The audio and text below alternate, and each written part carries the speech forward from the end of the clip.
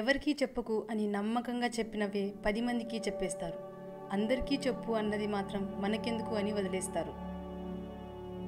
కష్టం విలువ, ఇష్టం విలువ ఒకరు చెప్తే తెలిసేది కాదు. స్వయంగా అనుభవించి అనుభూతి చెందితేనే తెలుస్తాయి. లేదంటే ఎదుటివారు పడే కష్టం తేలికగాను, చూపించే ఇష్టం చులకనగాను అనిపిస్తాయి. మంచి పేరు వస్తే నిలబెట్టుకోవడం, చెడ్డ పేరు వస్తే వదిలించుకోవడం చాలా కష్టం. కన్నతండ్రి లేని పుట్టినిల్లు ప్రతి ఆడపిల్లకు ఒక నరకమే.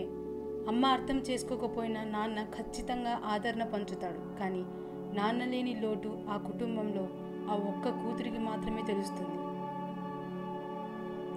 మొక్క పెరిగేటప్పుడు పోసే నీళ్ళే ఆ మొక్కకు ప్రాణం పోస్తాయి. అలాగే ఎదిగేటప్పుడు చేసే పనులే మనిషి జీవితాన్ని నిర్ణయిస్తాయి.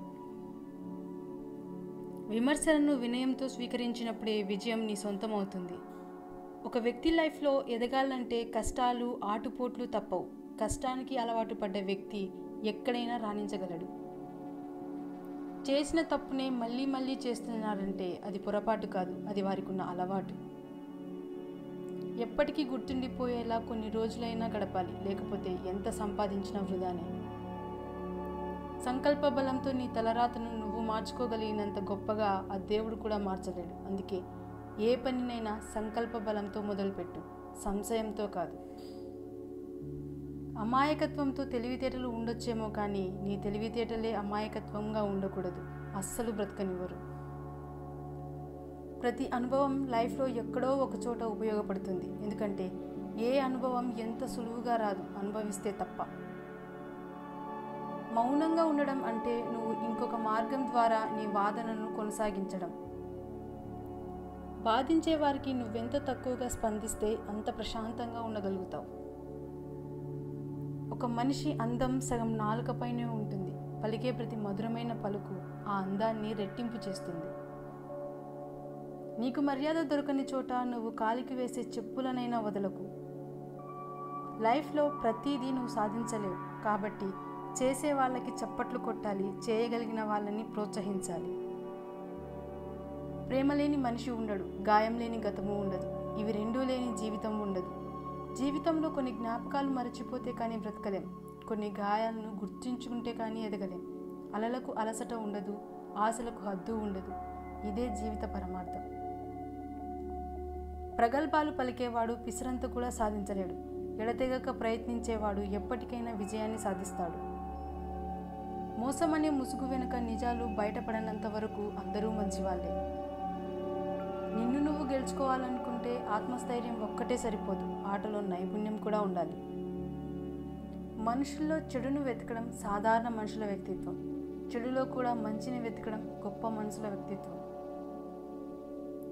బాధ అయినా సంతోషమైనా ఒంటరిగానే అనుభవించడం నేర్చుకోవాలి. ఎందుకంటే మనం సంతోషంగా ఉన్నామని తెలిస్తే బయటకి నవ్వుతూ లోపల ఓర్వలేని వారు, బాధలో ఉన్నామని తెలిస్తే బయటకి నటిస్తూ లోపల సంతోషపడే వాళ్ళు చాలామంది ఉంటారు.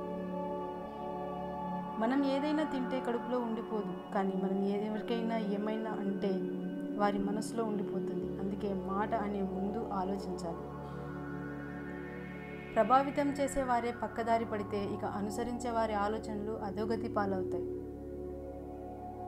ఒక పక్షి పైకి ఎగిరితే మిగతా పక్షులు కూడా పైకి ఎగిరి ఆనందిస్తాయి. కానీ మనుషులు మాత్రం మిగతా వారు ఎదుగుతుంటే వారిని తొక్కి ఆనందిస్తారు.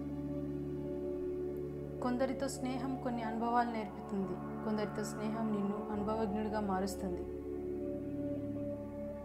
మిమ్మల్ని ఇష్టపడేవారు ఎక్కువ దూరం పెట్టకండి. ఒక్కసారి వాళ్ళ మనసు విరిగిపోతే మనకు ఎప్పటికీ దొరకనంత దూరం వెళ్ళిపోతారు. చెడు స్నేహం ఊహలకి కూడా అందని విధంగా నీ జీవితాన్ని నాశనం చేస్తుంది. దీపం చిన్నది అయినప్పటికీ దానికి కొండంత చీకటిని తరిమే శక్తి ఉంది. అందుకే దేనిని చులకనగా చూడకూడదు.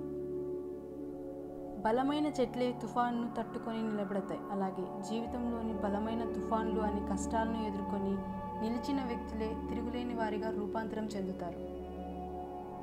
లైఫ్లో ముందుకు వెళ్ళామంటే నలుగురు వెంట పరిగెత్తడం కాదు, నలుగురు నడిచేలా నీ మార్గాన్ని ఏర్పరచడం. రావణ రాజ్యంలో ఉండి కూడా విభీషణుడు చెడిపోలేదు. రామరాజ్యంలో ఉండి కూడా కైకేయి బాగుపడలేదు. అందుకే మనం ఎక్కడున్నామన్నది ముఖ్యం కాదు, మన స్వభావం ఎలా ఉంచుకున్నామన్నది ముఖ్యం. మన మనసుకు సంతోషం వచ్చినా బాధ వచ్చినా ముందుగా వచ్చేవి కన్నీళ్ళే. మనతో ఎవరు ఉన్నా లేకున్నా చివరి వరకు మన తోడుండే గొప్ప నేస్తం కన్నీళ్ళు. చిన్న రంధ్రం నిండు కుండను ఖాళీ చేసినట్లే అనువంత అహం చిక్కటి అనుబంధాన్ని దెబ్బతీస్తుంది. మన మనస్సు మాట వినడానికి ఎంతో ధైర్యం కావాలి. ఎందుకంటే మనసు ఎప్పుడు నిజాలే చెప్తుంది. లోపల జరిగే యుద్ధాలు చాలానే ఉంటాయి. కోపాన్ని అణుచుకోవడం, బాధని దిగమింగుకోవడం, మౌనాన్ని భరించడం. నీ దగ్గర డబ్బు ఉన్నప్పుడు తక్కువగా వాడుకుంటే ఆపద కాలంలో నీకు ఉపయోగపడుతుంది. అదే విచ్చలవిడిగా వాడితే నీ జీవితంతోనే ఆడుకుంటుంది. బాగుండడం అంటే బాగా ఆస్తి ఉండడమో, బాగా సంపాదించే ఉద్యోగం ఉండడమో కాదు. నవ్వుతూ ఉండడం, నవ్విస్తూ ఉండడం. వెనుతిరిగి చూడకండి. మిమ్మల్ని కాదనుకున్న కాలం కోసం, మిమ్మల్ని వద్దనుకున్న మనుషుల కోసం. కోట్లు సంపాదించిన మనుషులైనా, కోట్ల మందిని పాలించే రాజైనా గడిచిన కాలాన్ని తిరిగి తీసుకురాలేరు. అందుకే విలువైన సమయాన్ని విలువలేని వాటి కోసం వాడకండి. మరణం వచ్చేదాకా సమాధానం దొరకని ఒకే ఒక్క ప్రశ్న, ఎవరిని నమ్మాలి అని.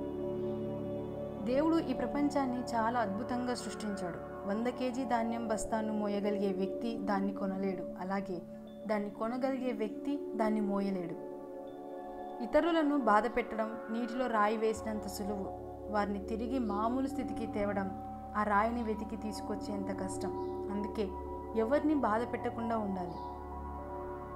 ఎవరి మనసు మంచిగా ఉంటుందో వారి తలరాత అంత చెడుగా ఉంటుంది.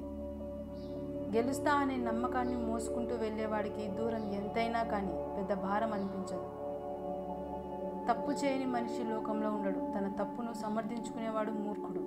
ఇతరుల తప్పును వేలెత్తి చూపేవాడు అత్యంత మూర్ఖుడు. చేసిన తప్పును సరిదిద్దుకున్నవాడు ఉత్తముడు. నిజాయితీపరుడు ఎప్పుడూ చిన్న పిల్లవాడితో సమానం. నువ్వు మౌనంగా పని చేసుకుంటూ వెళ్ళు. విజయం నీ గురించి గర్జించి చెప్తుంది. ఈ ప్రపంచంలో ఏది పగిలినా అది శబ్దం చేస్తుంది. కానీ ఒక మనసు పగిలినప్పుడే మౌనంగా మిగిలిపోతుంది. ఒంటరిగా నడవడం అలవాటు చేసుకో. ఎందుకంటే నీతో ప్రయాణం ప్రారంభించిన వారందరూ నీతో పాటు చివరి దాకా నడవలేకపోవచ్చు. గతం గురించి ఆలోచించి భవిష్యత్తును పాడు చేసుకోవడం మూర్ఖుల లక్షణం. అంటించే శక్తి అగ్గిపుల్లకు ఉన్నా వెలిగించేందుకు ఒక చేయి కావాలి. ప్రతి రాయిలో కూడా దేవుడు ఉంటాడు. కానీ దానికి రూపం ఇవ్వడానికి ఒక శిల్పి కావాలి. మనిషి తనను తాను నిరూపించుకోవడానికి ఒక అవకాశం కావాలి. రోజులు మారాయి. ఇదివరకటి రోజుల్లో ఒక మంచి పని చేస్తే 10 మంది మిత్రులు అయ్యేవాళ్ళు. ఈ రోజుల్లో ఒక మంచి పని చేస్తే 25 మంది శత్రువులు తయారవుతున్నారు. బరువైన బాధలు మోసేవారే విలువైన మాటలు చెప్పగలరు. మిమ్మల్ని మీరు ఏదో ఒక పనిలో బిజీగా ఉంచుకోండి. ఎందుకంటే బిజీగా ఉండేవారికి బాధలకు దుఃఖించే సమయం దొరకదు. తాళిని బరువుగా భావించే ఏ ఆడది సంసారానికి పనికిరాదు. భార్యని బానిసగా భావించే ఏ మగాడు సమాజానికి పనికిరాడు. డబ్బు ఉన్నవారిని నిద్రపోనివ్వదు, లేని వారిని బ్రతకనివ్వదు. ఎక్కువ మరిగిస్తే నీళ్లు కూడా ఆవిరైపోతాయి. అలాగే భరిస్తున్నారు కదా అని బాధ పెడితే బంధాలు కూడా తెగిపోతాయి. ఒక ఈక ఊడిందని ఎగిరే పక్షి ఆగిపోతుందా? అలాగే ఎవరో నీతి లేని వారు ఒక మాట అన్నారని నీ పయనం ఆగకూడదు. పూర్వపు రోజుల్లో మనుషులు రాళ్లతో నిప్పులు పుట్టించేవారట. ఇప్పటి రోజుల్లో మనుషులు మాటలతో ఏకంగా తగలబెట్టేస్తున్నారు. తీయని నీరు నింపుకున్న బావి మౌనంగా ఉంటుంది. ఉప్పు నీటితో ఉన్న సముద్రం గర్జిస్తూ ఉంటుంది. అలాగే అజ్ఞాని అరుస్తాడు, జ్ఞాని మౌనంగా ఉంటాడు. ఒక ఆకు రాలుతూ చెప్పింది, ఈ జీవితం శాశ్వతం కాదని. ఒక పువ్వు వికసిస్తూ చెప్పింది, జీవించే ఒక్క రోజైనా గౌరవంగా జీవించమని. ఒక హృదయం నవ్వుతూ చెప్పింది, అందరి మనసుల్లో మంచి స్థానాన్ని సంపాదించమని.